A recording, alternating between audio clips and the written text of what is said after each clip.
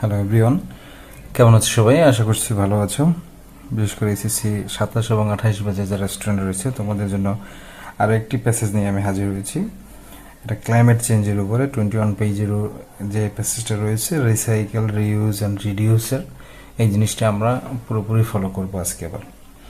তো এখানে যে প্যাসেজটা রয়েছে, পুরো প্যাসেজটা শুরু থেকে শেষ পর্যন্ত আমরা পড়বো। পড়ার পরে প্রত্যেকটা অর্থ সম্পর্কে খুব ভালোভাবে জ্ঞান রাখতে হবে আমাদের, কেননা প্যাসেজ যদি পড়ে আমি পুরোপুরিভাবে আয়ত্ত করতে না পারি তাহলে পরবর্তীতে আমার যে কোশ্চেন যেগুলো আসবে, বিশেষ করে এমসিকিউ আসতে পারে, ফিল ইন দ্য ব্ল্যাঙ্কস আসতে পারে, তারপর কোশ্চেন অ্যান্সার আসতে পারে, সেই জিনিসগুলো বা ম্যাচিং আসতে পারে, সেই জিনিসগুলো আমি ভালোভাবে আয়ত্ত করতে পারবো না বা অ্যান্সার করতে পারবো না।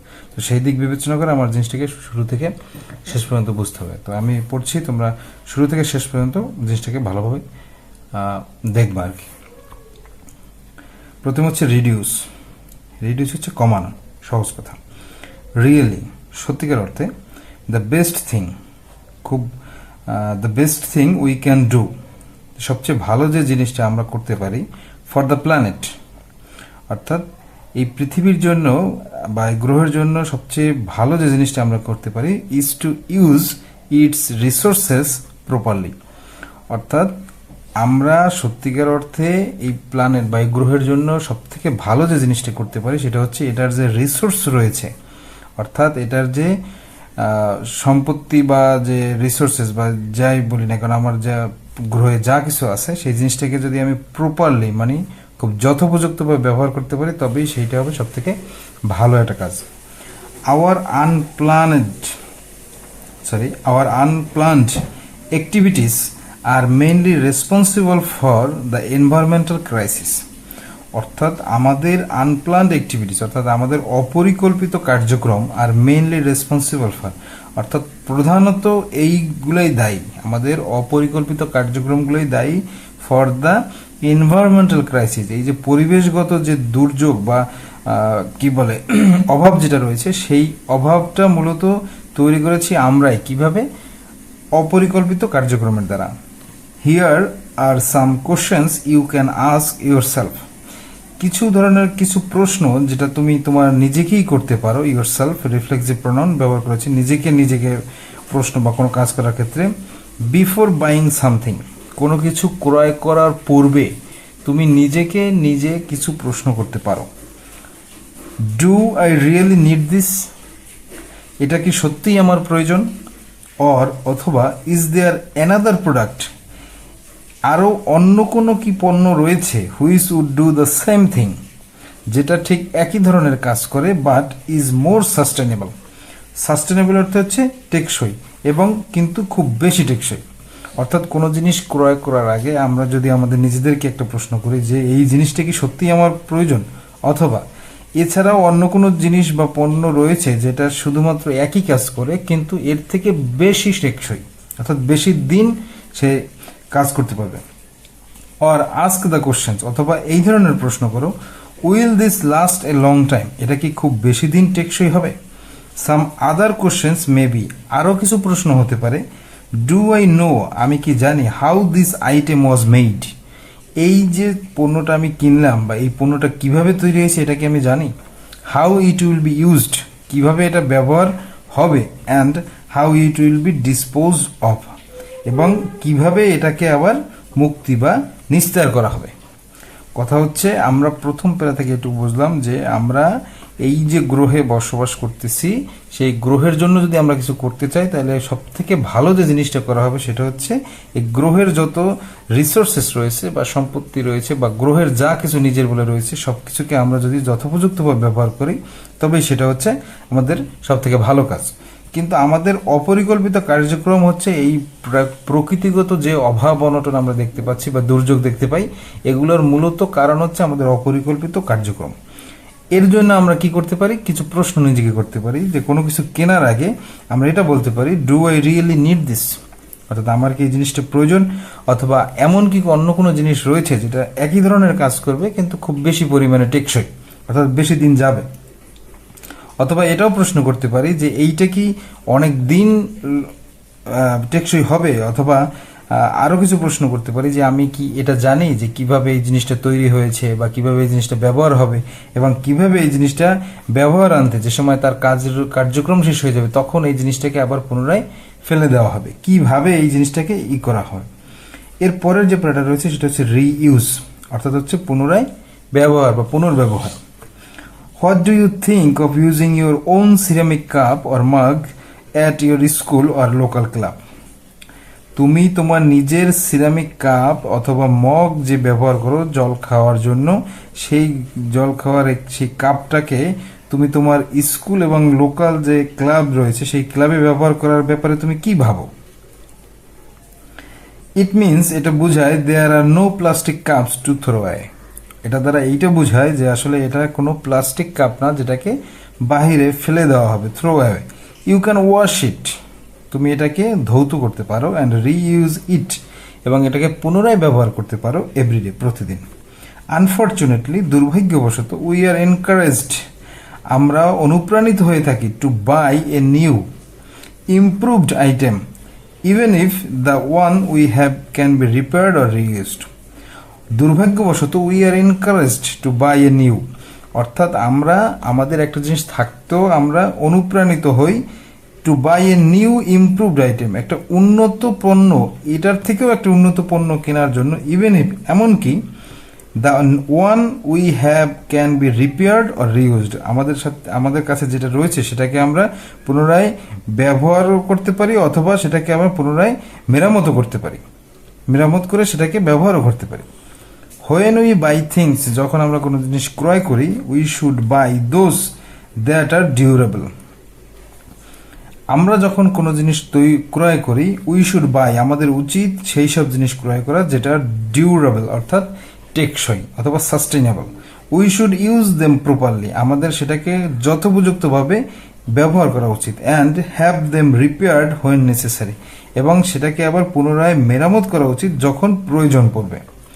ইফ উই প্র্যাকটিস দিস, যদি আমরা এই ধরনের জিনিসটাকে অনুশীলন করি, মেনি থিংস, অনেক ধরনের জিনিস, উইল নট অনলি লাস্ট, শুধুমাত্র বেশি দিন টিকবেই না, এ লাইফ টাইম, সারা জীবন টিকবেই না, but also passed on future use, passed on for future use. অর্থাৎ আমরা যদি এই জিনিসটাকে প্র্যাকটিস করি বা অনুশীলন করি যে আমরা যখন কোনো জিনিস কিনবো তো সেই সময় আমাদের একটা জিনিস খেয়াল করা উচিত যে জিনিসটা বেশি দিন টিকবে কিনা বা সাস্টেইনেবল হবে কিনা, এবং সেটাকে আমরা যথোপযুক্তভাবে ব্যবহার করব এবং প্রয়োজন পড়লে সেটাকে আমরা পুনরায় মেরামত করব।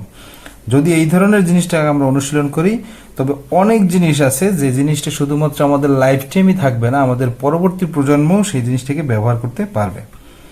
হাউএভার, যাই হোক, if something is truly unusable, যদি কোনো কিছুই সত্যিকার অর্থেই অব্যবহারযোগ্য হয়, ফর ইটস অরিজিনাল পারপস, এটার প্রকৃত উদ্দেশ্যে যদি এটাকে ব্যবহার করা না যায় বা অব্যবহারযোগ্য হয়, try to be more creative, তাইলে হও একটু খুব বেশি সৃজনশীল, অ্যান্ড থিঙ্ক অফ, এবং চিন্তা করো, how else it might be used, অর্থাৎ এইটাকে যে প্রকৃত উদ্দেশ্যে আমি ক্রয় করেছি জিনিসটাকে বা পণ্যটাকে, সেইটাকে যদি আমি সেই ক্ষেত্রে ব্যবহার করতে না পারি তবে একটু সৃজনশীল হও এবং চিন্তা করো যে এটাকে অন্য কোনোভাবে ব্যবহার করা যায় কিনা।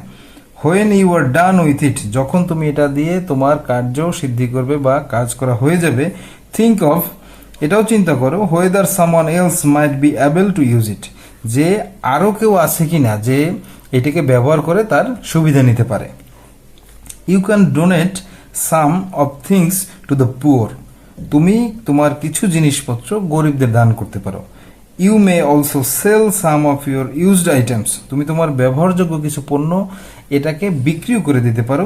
থ্রু পার্সোনাল অ্যাডভার্টাইজমেন্ট, থ্রু মাধ্যমে, পার্সোনাল ব্যক্তিগত বিজ্ঞাপনের মাধ্যমে, in a local news paper, একটি স্থানীয় পত্রিকার মাধ্যমে, অর ইন সোশ্যাল মিডিয়ায় অথবা স্থানীয় পত্রিকার মাধ্যমে ব্যক্তিগত যে বিজ্ঞাপন রয়েছে এর মাধ্যমে তুমি তোমার কিছু জিনিসপত্র সেটাকে বিক্রিও করে দিতে পারো। তো আমরা প্রথমে দেখলাম রিডিউস, তারপর হচ্ছে রিইউজ, কিভাবে একটা জিনিস আমাদের কেনা উচিত, কেনার পরে সেই জিনিসটাকে আমরা কিভাবে আবার পুনরায় ব্যবহার করব সেটা জানলাম। এরপরে হচ্ছে রিসাইকেল। রিইউজ এবং রিসাইকেল দুইটার অর্থ হচ্ছে পুনর্ব্যবহার, কিন্তু এই দুইটার মধ্যে একটু তফাৎ রয়েছে। রিইউজ কথার অর্থ হচ্ছে কোনো জিনিসকে না ভেঙে সেটাকে পুনরায় ব্যবহার করা, আর রিসাইকেল হচ্ছে একটা জিনিসকে পুরোপুরিভাবে তার অবকাঠামো চেঞ্জ করে নতুন একটা জিনিস তৈরি করে সেটাকে আবার ব্যবহার করা। তো এই জিনিসটা দুইটার ভিতরে মাঝে মাঝে ডিফারেন্স অনেকেই ধরতে পারে না, সেই জন্য আমি আবার বলে দিলাম রিইউজ এবং রিসাইকেল দুইটারই অর্থ হচ্ছে পুনর্ব্যবহার। তো rather than throwing an item out, অর্থাৎ কোনো একটা পণ্যকে বাহিরে ফেলে দেওয়ার ব্যতিরেকে, when neither you nor anyone else can make use of it, যখন তুমি অথবা কেউই এই জিনিসটার কোনো ব্যবহার করতে পারছো না, হ্যাভ ইট রিসাইকেল, সেটাকে পুনরায় ব্যবহার করো। ব্যবহার করো কিভাবে? ওই জিনিসটাকে পুনরায় ভেঙে অবকাঠামোগত পুনরায় চেঞ্জ করে পরে একটা নতুন জিনিস তৈরি করো।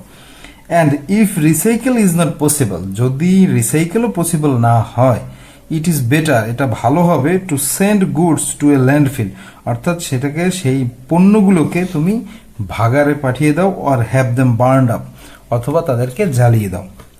ফাইন্ড আউট, খুঁজে বের করো, what types of materials can be recycled in your area, অর্থাৎ তুমি তোমার এলাকায় খোঁজ নাও যে কোন ধরনের জিনিস বা কোন ধরনের পণ্য আছে যেটাকে পুনর্ব্যবহার করা যায়। ক্লিন, পরিষ্কার করো, অ্যান্ড সর্ট, এবং সেটাকে সাজাও, দ্য ম্যাটেরিয়ালস, সেই পণ্যগুলোকে, উপাদানগুলোকে, before putting them out in the bin, অর্থাৎ যখন তুমি রিসাইকেল বিনের যে নির্দিষ্ট স্থান সেই বিনের ভিতরে যখন তুমি জিনিস ফেলবে, সেই জিনিস ফেলার আগে তুমি জিনিসগুলোকে পরিষ্কার করো এবং সর্ট করো। সর্ট অর্থ হচ্ছে নির্দিষ্টভাবে বাছাই করা। বাছাই করো দ্য ম্যাটেরিয়ালস, উপাদানগুলোকে, before putting them out in the bin, বিনের ভিতরে ফেলার আগে। Recycling your drink and food cans, অর্থাৎ পুনর্ব্যবহার করা তোমার ড্রিঙ্ক এবং ফুড ক্যানস এবং খাবারের যে ক্যান রয়েছে, means there will be less trash in a resource recovery facility or landfill, অর্থাৎ যদি তুমি তোমার রিসাইকেল করো তোমার ড্রিঙ্ক, সফট ড্রিঙ্ক রয়েছে এবং ফুড ক্যানগুলোকে, তবে এটা ধরা হবে বা এটা বোঝাবে, এটা হবে যে আসলে ট্রাশ খুব কম পরিমাণে রিসোর্স রিকভারি ফ্যাসিলিটি আছে, যারা সাধারণত এই ধরনের পণ্যকে রিসাইকেল করে থাকে তাদের ওখানে চাপ কম হবে, অথবা ল্যান্ডফিল ভাগার যেটা রয়েছে সেখানেও জিনিসপত্রের আবর্জনা কম হবে। Moreover, a company can use the old cans to make new ones, অর্থাৎ তারপরও যদি তুমি এইগুলোকে রিসাইকেল বিনে ফেলো, তবে হবে কি, একটা ক্যান ফেললে সেই ক্যানটাকে যে কোনো এক কোম্পানি পুনরায় সেটাকে আবার ওই একই ধরনের ক্যানে রূপান্তর করতে পারবে, এবং সেক্ষেত্রে সে এই জিনিসটাকে পুনরায় ফেলে না দিয়ে, নতুন একটা তৈরি না করে, পুরোনোটা দিয়েই সে নতুনভাবে সেটাকে কাজে লাগাতে পারছে। তো এই হচ্ছে মূলত আজকের প্যাসেজের মূল তাৎপর্য, সেটা হচ্ছে যে আমরা রিডিউস, রিইউজ এবং রিসাইকেল, যে একটা জিনিসের ব্যবহার এই পৃথিবীতে, আমরা ক্লাইমেট চেঞ্জের যে চ্যাপ্টারটা পড়ছি সেখানে আমরা দেখতে পাচ্ছি যে আসলে কিভাবে নদী ভাঙন হচ্ছে, তারপরে গ্লোবালাইজেশনের গ্রিন হাউস ইফেক্টের ব্যাপারটা আমরা জানছি। তো সমস্ত বিষয়ের উপরে আমরা আমরা একটা জিনিস ধরতে পারি, যে সেটা হচ্ছে আমাদের যে জিনিসগুলো রয়েছে বা এই পৃথিবীতে যে রিসোর্সেসগুলো রয়েছে সেগুলো যদি আমরা প্রপার ইউজ করি এবং পাশাপাশি রিইউজ এবং রিসাইকেলের ব্যাপারটা যদি আমরা প্র্যাকটিস করি, তবে আমাদের এই যে বিষয়টা রয়েছে ক্লাইমেট চেঞ্জ, সেখানে আমরা খুব ভালো একটা ক্লাইমেট চেঞ্জের সাথে আমরা অ্যাডাপ্ট করতে পারবো সহজে। একটা ক্লাইমেট চেঞ্জকে আমরা অ্যাবজর্ব, সহজ কথা হচ্ছে এটার সাথে একটা মানিয়ে বা খাপ খাইয়ে নিতে পারবো। তো এই ছিল মূলত আজকের প্যাসেজ। এই প্যাসেজের সমস্ত কিছুই আমি বুঝিয়ে দেওয়ার চেষ্টা করেছি। তো তারপরেও যদি কোনো প্রশ্ন থাকে তোমরা আমাকে করতে পারো। তো বাকিটা আমাদের ভিডিও কমেন্ট বক্সে দেওয়া থাকবে। তো ভালো থাকো সবাই। এবার পরবর্তী ভিডিওর জন্য আবার ভিডিওতে দেখা হবে সবার সাথে। ধন্যবাদ সবাইকে।